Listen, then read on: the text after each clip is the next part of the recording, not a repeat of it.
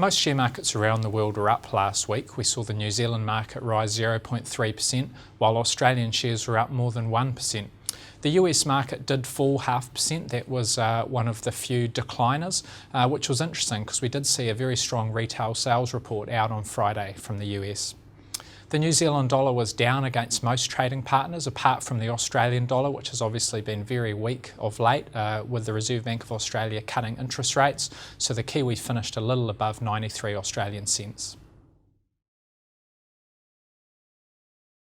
One of the big pieces of information we got last week was the Reserve Bank's latest financial stability report.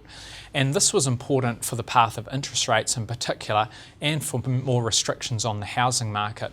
People were expecting some announcement of further macro-prudential tools to tame the housing market and keep prices in check. None of those were forthcoming.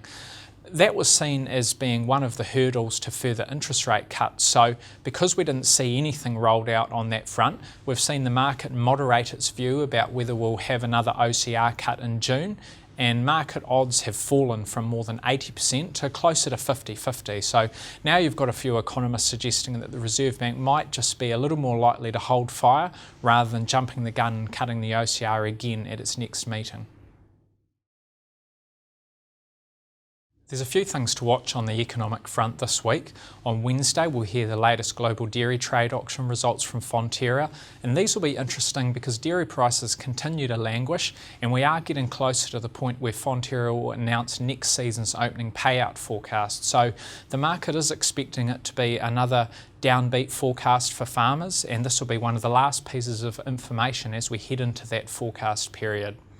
There'll also be some interesting news across the Tasman. The Reserve Bank of Australia will release the minutes from their last meeting, and it was at this last meeting that they cut interest rates, which was a little bit of a surprise. So these minutes will hopefully give us some insights into their reasons for doing so, and also tell us a little bit more about their train of thought for the few months ahead and whether they might consider cutting interest rates again.